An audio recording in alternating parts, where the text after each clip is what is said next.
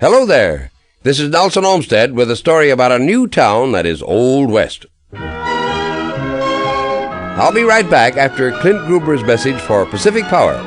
Welcome once again to Stories of Pacific Powerland, a presentation of Pacific Power and Light, the company that has been serving the electric needs of the region's homes, farms, and industries through more than half a century of progress and growth. Nelson Olmsted is ready. Let's listen.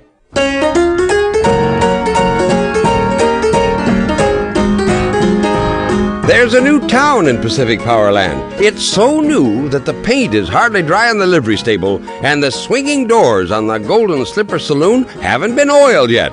Matter of fact, the customers of the Golden Slipper haven't been oiled either, because the strongest thing served in this saloon is root beer. This town sounds like it's right out of the Old West, but root beer? What's going on? Well, what's going on is Dry Gulch, a genuine western town that is growing up in the Autumn Valley near Yakima, Washington. Dry Gulch is a movie town. It's being built especially for filming motion pictures, anything from short television commercials to full-length movie features. The town is the property of Mr. and Mrs. Jerry Merritt of Yakima and their business partner, Alva Mae Norman of Portland.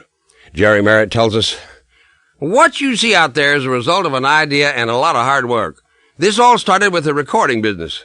You see, I've been 17 years in the recording business, country western, and 4 years ago, we started our own recording company, Tell Incorporated, and decided we wanted a studio and a small sound stage.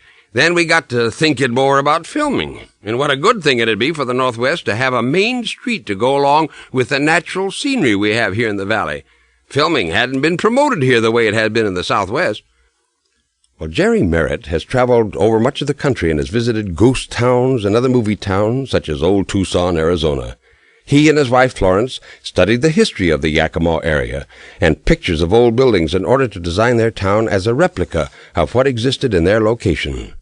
Several companies have expressed interest in Dry Gulch as a filming location, including the producers of 2 prominent television westerns. One feature-length movie has been filmed by the Washington State University. Donald Zimmerman, assistant professor of cinematography at the university, says, "Yes, we decided to film the movie here rather than have the students working in the test tube situation of the stage. It's much more educational." Well, one of the most prominent features of Dry Gulch will be the hanging tree, which was used in Gary Cooper's last film, a picture by that title. The movie was filmed in Washington, and the hanging tree, which is about 60% concrete, was donated to Dry Gulch by the state. Jerry Merritt believes the tree is symbolic of the opportunity there. He says, "Well, yes, this area is great for filming. Why, the terrain around Yakima changes every 2 miles. We got dry hills that look like Italy or the American Southwest. We have plains and rivers and timber.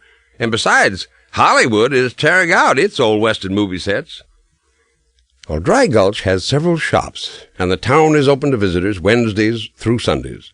Many benefits and special occasions are staged there, but mainly it gives the people a chance to relive the Old West.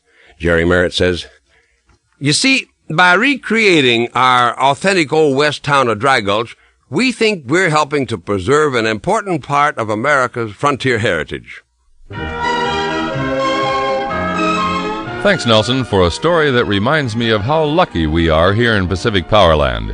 We can visit places like Dry Gulch and return to the days of the Old West without having to give up the conveniences of modern-day living, like electricity. And it's a good thing. Not many of us would be happy without electric heating or lighting. Few women would want to tackle the laundry and cooking and cleaning without help from their electric appliances.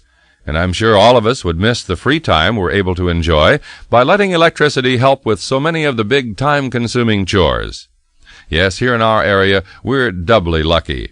We can relive the excitement of our frontier past, but whenever we want, we can return to the comforts and conveniences of today with electricity from Pacific Power.